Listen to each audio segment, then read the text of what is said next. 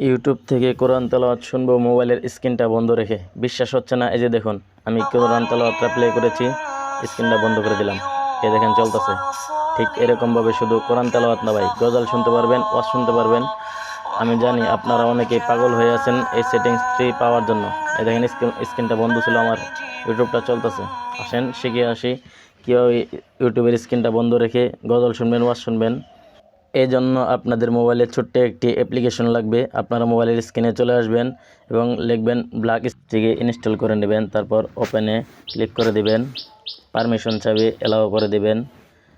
তারপর এখান থেকে স্টার্টে ক্লিক করবেন, অ্যালাউ করে দিবেন, বাস হয়ে গেল। তারপর দেখেন এখানে একটি পপ আপ দেখা যাচ্ছে লকের মতো। এই পপ আপটা দিয়ে সব কিছু কাজ। দেখেন ইউটিউবে চলে যাবেন,